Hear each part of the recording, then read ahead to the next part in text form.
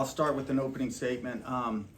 First of all, just really proud of our team to be able to host our second regional and only our fourth year of existence. That's pretty special, and our team has worked extremely hard to get to this moment, and now the work starts. You know, we have a very challenging regional here, and looking forward to hosting this Friday, and hope the fans come out and support us. It ought to be a great atmosphere and a great time. How nervous were you? You got down there to 13, 14, 15 range. Well, you know, I knew we had a shot at being a host site. I knew we had a really good shot at being one of the 16 seeds.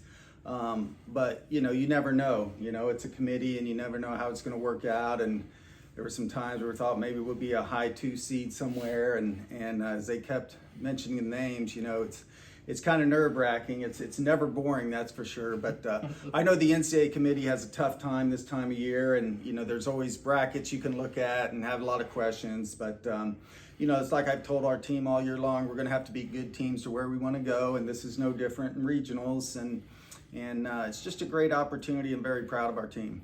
You get to open with a team you're familiar with, playing them twice this year. Is that a luxury, or would you rather play somebody you hadn't faced? You know, this time of year, I mean, it's always hit and miss. You know, UNCG is a very good program. You know, we had them in our tournament, played them twice. Obviously, they won the SoCon and very good mid-major conference, and they're a very challenging opponent. You know, we're going to have to bring our A game in postseason. It doesn't matter if it's UNCG, Cal State Fullerton, or Auburn. We're going to have to play our best softball to advance. How familiar are you with Fullerton and Auburn and what they've done this season? Yeah, very familiar. I mean, we keep an eye on everybody, you know, and Fullerton was a team that, you know, they got upset this weekend against Long Beach State twice, and so they had to get the at-large berth. Program with a lot of tradition, well coached, a lot of very good players in the program. And then, of course, Auburn, we had them last year. Matty Pentis, one of the best pitchers in the country. They play extremely well defensively, and they've been hitting the ball this year a lot better than they did last year. So this is going to be a challenge for us. Speaking of hitting the ball, how do you get this team to find some of that stroke again? Yeah, you know, I mean, there's no secret we've struggled down the stretch here offensively, and hitting comes and goes. You know, as a coach, it's hard to pinpoint it, you know. I think a lot of it's mental and a lot of it's pressure, and the thing that we've got to realize is that we're good hitters. And we got to go back and you know, do some of the basic things right. And hitting comes down to timing and pitch selection. And I think, you know, recently our decision making hasn't been real great at the plate, and we've had some non-competitive at bats. And that's what we're going to work on this week is getting back to basics and really getting the competition back into each at bat with the players. How daunting is it knowing that if everything's chalk that you've got Oklahoma waiting for you?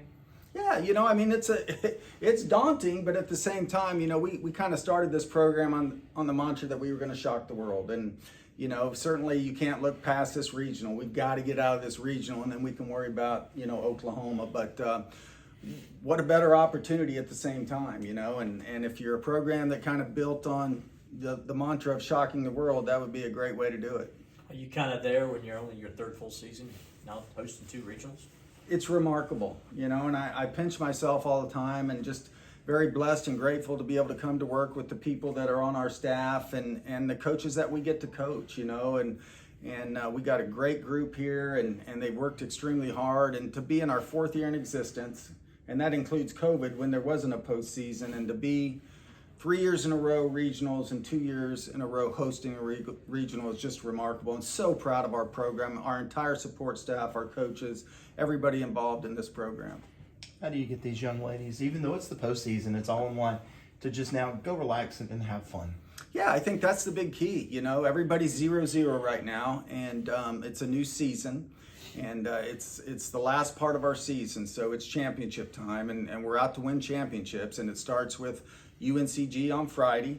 It's a double elimination, so somebody's going to have to beat us twice, and I think that's going to be a tough task for anybody if we bring our A game and we're ready to play. But we have to play relaxed, and we have to play, you know, with that mentality that, you know, the season's on the line.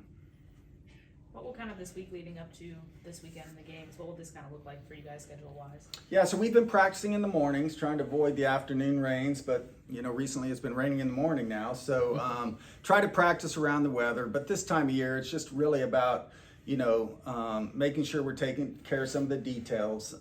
Obviously, offense is going to be a big part of our practice schedule this week, getting our swings back and just getting ready for, an exciting time of year.